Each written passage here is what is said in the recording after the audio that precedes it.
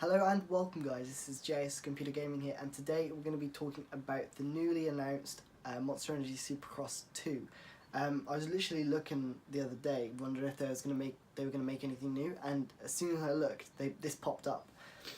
So I've been looking a little bit into it, and this, it doesn't look all that different from like the previous Monster Energy Supercross.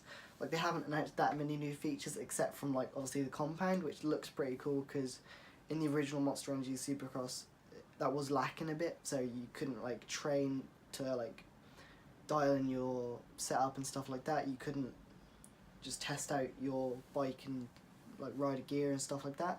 But with that included, it does look pretty good. And if you go on their website, there's like a 360 view of the compound, even though it is just literally a picture, you can't move around or anything. But yeah, that's still pretty cool. So in my opinion, Monster Energy Supercross, like the first one, was actually one of the best ones Milestone have done so far for the motocross games. MXGP Pro was kind of a disappointment for me. Like, they seem to have stepped down a bit. Like, the physics in Supercross was awesome. I love the physics in that. Like I said, I think that's the best one they've done. And then Pro, like, I couldn't get along with them physics at all. The whips looked awful and they were really hard to control. Like, even when you did it properly, it just still looked rubbish. So I love Monster Energy Supercross, but what I'm worrying about is if they, with this new Monster Energy Supercross game, whether they keep the physics from Pro in it, which I really hope they don't. But in the trailer, it looks like the riders are kind of like free a little bit, so in the air, like, they got some compound clips, so as they're in the air, you can see they're kind of like kicking the back end out a little bit, but whether that's still like the old one or not, I don't know. So this is coming out in February next year, February 2019, and it's coming out for like all the standard consoles. So you've got PC, Xbox One, PS4 and Nintendo Switch, I think. I'm not looking forward to the Switch one though, because seeing how their previous games were on Switch, it was kind of like a demo. Like, they took half the features out and then the gameplay looked awful as well, so not looking forward to Switch, but the rest, yeah, that's good. This one I actually might buy. In the trailer it also says about like experience the battles. So I don't know if you remember, like with MXGP2 there was like scenarios you could do to like earn more credits and stuff like that. You know, like scenarios from the previous races, so you had to beat this person, have to fall them off, that kind of thing. So I'm hoping they do that with this game, but I bet they're just saying about like experience the battles for yourself, like do a race, battle people, that kind of thing. So I don't know about that one, but I'm hoping it's the other one.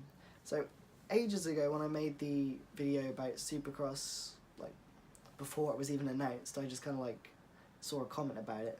I was saying about I hope they do like classic races, which I still hope they do. That would be so cool, just to be able to have like a little section of some classic races, like older style tracks with all the classic bikes, classic gears, all that kind of stuff, which would be awesome, like being able to play as that, just a little change, like a change from the actual main game, so completely different. So you got like 2000 kind of era, like really classic stuff, which would be pretty sick. So you've obviously got all of the new tracks and everything, like the 2018 tracks. I must be honest, I haven't actually watched any of the Supercross series from this year. I haven't for a while actually. I just haven't really found it interesting that much. Like, it's always one person winning, so there's not much battles at all. But I loved it when there was Villapoto, Stewart and Chad Reed and all that kind of people like battling for the lead, even though Villapoto did win a lot, obviously. But I loved watching them. They were so interesting with all the battles and everything. So, and also I was looking through the kind of like the website of it, and from what I could see, there was around 3,000 customization options, it said. But whether that is the custom track builder, which has come back for this one, so that's a big plus for them. They need that in the outdoor games, to be honest. That'd be like cool as well. But they just said 3,000 all over. So I don't know whether that is just the customization for your character, or that is like bundled up, so the character and the track, which I'm pretty sure it is. It says like in-depth track building, so you got it says about the trickiest tracks you can build, and like normal tracks you can build as well. And then also you can customize your character, obviously. But in the picture they got the stupid fusion graphics kits, which look absolutely rubbish. So I really do hope they don't do the same thing as last time, where you're stuck to them factory graphics kits. I mean, they're not even factory, just like the sponsor graphics kits. So you got like a Suzuki, and there's barely anything that resembles yellow with them sponsor graphics kits, which you have to use. You can't even use just like the default kit with your bike, like the fact, what's the word? like the default graphics kit, that's it, which sucks. But I hope you can like use custom graphics kits in the campaign, because I modded my game to allow me to actually use different graphics kits in the campaign. Well, I didn't obviously, but someone online made a mod, Pay2021, his best modder for these kind of games. So if you download his mod, you can use all that kind of stuff for campaign. I think he changed the sponsor graphics kits to factory kits, so you can just put them on your bike and it'll actually look proper, and it's different for each bike as well.